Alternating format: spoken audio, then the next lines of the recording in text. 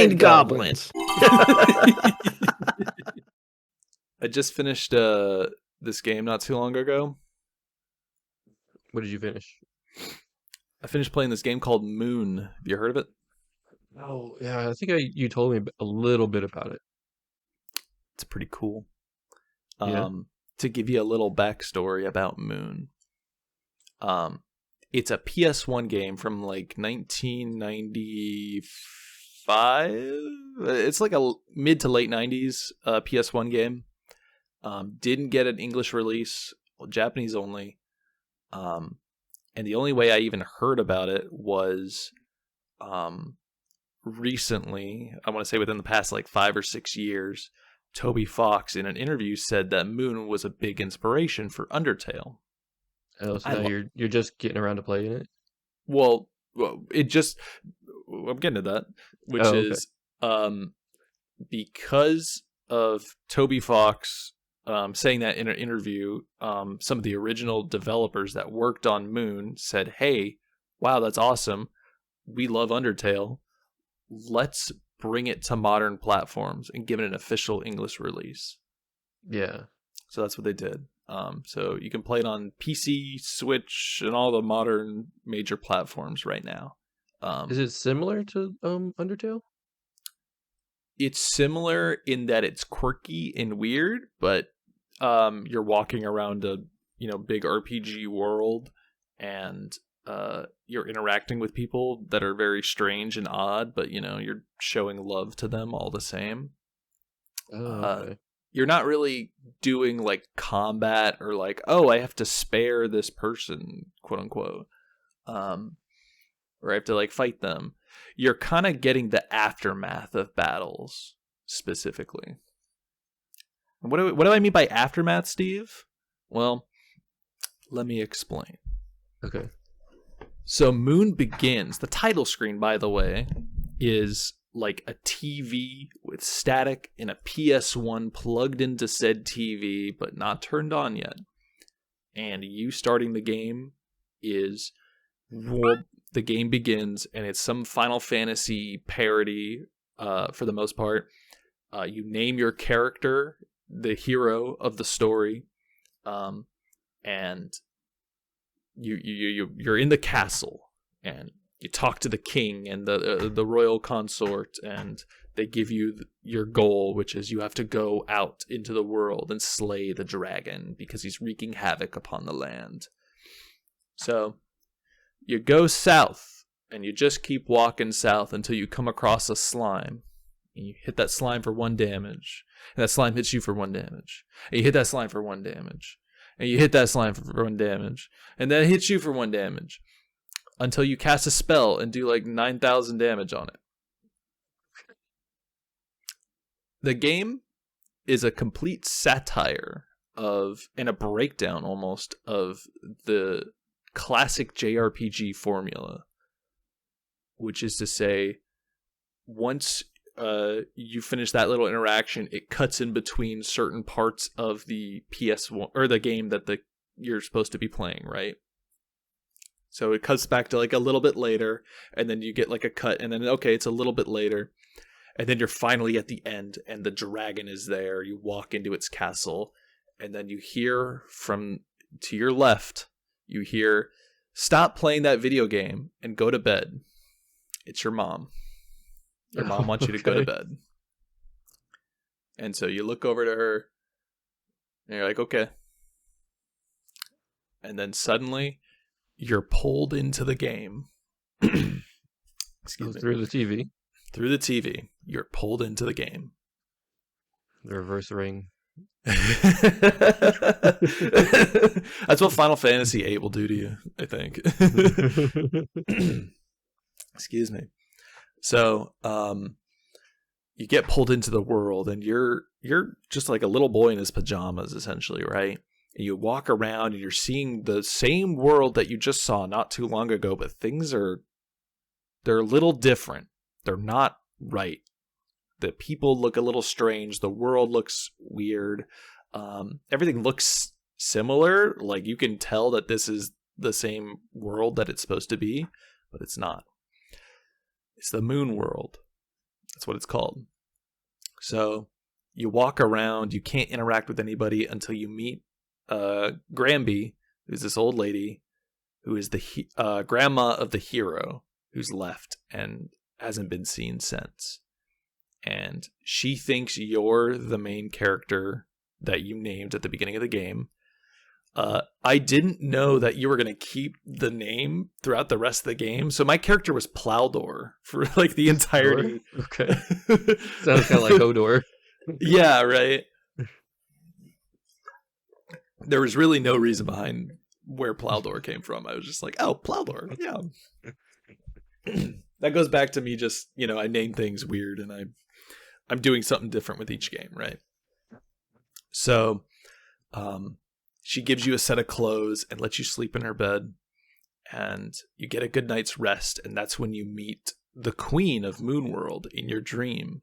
You wake up and she tells you, a giant floating head in the sky of your dream, Plowdor, the moonlight is gone. You have to restore it.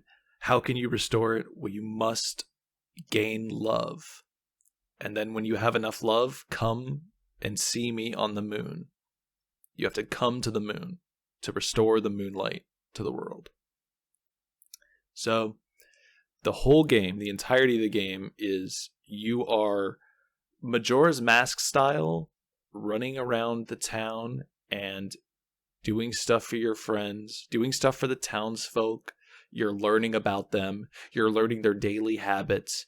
You're interacting with them, and you are growing to love them as they're growing to love you. It's all like, there's no combat, there's no fighting, there's no whatever. The only thing that's antagonistic in this game is there is still the main hero of the story who has to go slay the dragon. But here's the twist, is nobody likes him because he's going around and slaying random innocent creatures. So what you end up doing is, you'll see him, he walks by the hero and he goes and kills that slime in one hit, right? Much like you were doing as the main protagonist when you were playing at the beginning of the game. But he leaves a corpse behind of said slime and walks away. And you walk up to it and you save its soul and send it to the moon. Oh. For it to come back. What does this slime corpse look like? I'm thinking like a puddle or something. Yeah, it's like a deflated like balloon almost, Okay, yeah. But he's like a Dragon Quest slime looking kind of guy. And so all throughout the entirety of this game, as you're learning about people, you're going to different locales, and you're going to different places and meeting and interacting with so many different varieties of people. You get such a love and appreciation for everybody in this world and how beautiful everything is. It is a 3D, it's a drawn world, and there's so many sprites that are drawn, but there's a mixed media here because there's a lot of claymation. There's a lot of 3D renders. Claymation? Yeah, most of everything is pre-rendered sprites, but a lot of the character sprites are drawn. A lot of the animals that you save and you rescue throughout the game are all claymation. A bunch of the characters are claymation as well. There's even a family who are foreigners who just moved into town from overseas, and they're supposed to be like Americans, quote unquote. Okay. And so they're all 3D rendered as opposed to so they look different than everybody else there. It's really funny. Okay. But it all culminates into, it's kind of spoiler territory now. I'm getting kind of deep here, which is... How old is the game, Jamie? It's like over 20 years. The English release only came out a few years ago, okay, all right? okay. So that makes sense. Plus it kind of spoils the main, point of the game, which is... what I gleaned from Moon is that this is a reflection of the young boy's world, his real life. And this is everything that he sees in his day-to-day in Japan, or wherever it's supposed to be. And whoever he's met, whoever he's interacted with, whoever he's seen and talked to, that's them in this moon world. Because what happens is you go to the moon, and it gets really introspective on the way there. You're slowly flying in a rocket ship towards the moon to hopefully save, Moon World and all the creatures on Moon World. But you're basically racing against the hero who has to go there and also slay the evil dragon. But as you're like flying there slowly, it gets really introspective. It starts talking about like, when you're ready to leave this world and when you're ready to leave the moon world, and all the people there will all disappear, but we're accepting and ready for that. Just make sure you open the door. It was like a really ominous warning. This game, once you get there, it encourages you, it holds you so high to just please open the door if you can. But you can't. Can't open the door there in the moon world. And that's when the hero, who you've seen all game just murdering innocent people, he shows up. He climbs out of the rocket ship and he starts killing, all the people, all the little animals that you've saved throughout the entire game. They're all there on Moon World. They're back to life. Kills them all again. And he gets back to the dragon and kills the dragon, kills all the cohorts with the dragon, and then he kills you. And that's when you wake up. Oh, okay. And you hear your mom once again stop playing those video games and go to bed. And so you have two choices at the end of this game, which are continue, yes or no. And that's the ending of the game. Is whether you choose to continue or not straight up affects the outcome of the game, like on such a level. I think it's fantastic. It's not totally a game I can recommend a full playthrough of, maybe. The game really wants you to go and do everything, but also it chastises you in a way for going and doing everything in this game, like I did. Mm-hmm. So I was like, wait, I shouldn't have, genuinely. But it's fantastic. Moon is an incredible game. If you like JRPGs, or if you like the dissertation breakdown of them, Moon is exactly for you. It's a game that wants you to show love in any way, shape, or form in any game you've ever played. It wants you to show love towards that world and people in it, and towards the real world and the people around you. It's got such a great message behind it. It's fantastic. But it is a little boring. It's not much of a gameplay game. You kind of just walk around and you talk to people and you catch them on Solar Day, but then you have to go back and see them on Coins Day, Okay. People are on a schedule, and they, you got to meet them on their schedule. So it's kind of like a little bit of a life lesson on that.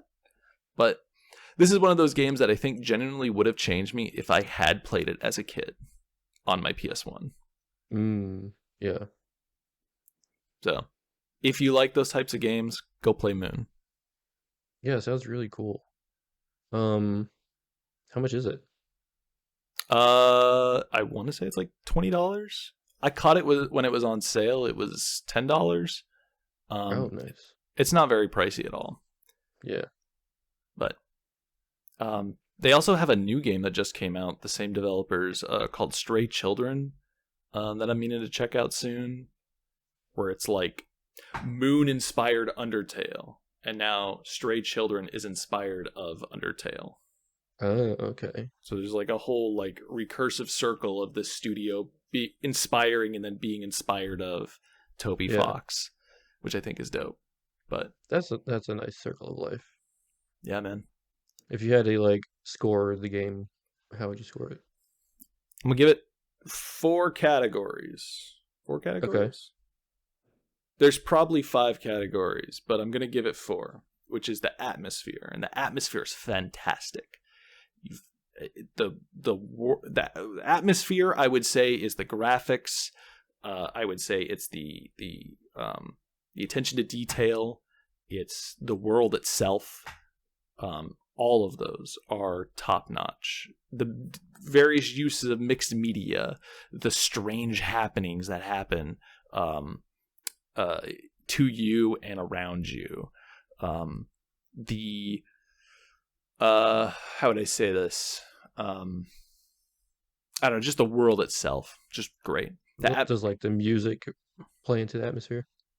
Well, that's the fun thing about it, is the music you play at your own discretion. There is a soundtrack that you get to curate because your character has a CD player in their pocket, and you get to play whatever tracks you like. Okay. Some areas do have music, but for the most part, the game encourages you listen to what you like as you're walking out throughout the world, because you do a lot of walking in this game. So I would say the atmosphere is like an A. The music is also an A. Is A your highest, or do you go to S? S is my highest. That's like okay. Do you go to A plus? There is an A plus, yeah, but okay. I would say it's an A. Okay. The gameplay, it's pretty boring. If you don't mind just the monotony a little bit of just walking around and talking to people, there are some mini games for you to play in there, and those are kind of fun. But overall, most of your playtime is going to be just walking around the world and talking to people. So I'd say it's like a C. It's kind of boring. Just the gameplay is boring. Everything else just keeps you, keeps your heart warm, Mm-hmm. There's a 4th category. I don't remember what it was. I'm just going to rate it fully, which is Moon gets like a B+. For me, that's a B+. I love RPGs, JRPGs. Those are the games I can connect with really well on like a story level. And I really like Moon. And if you like any of those types of games, or Undertale or Lisa, then I think you'll like this game too.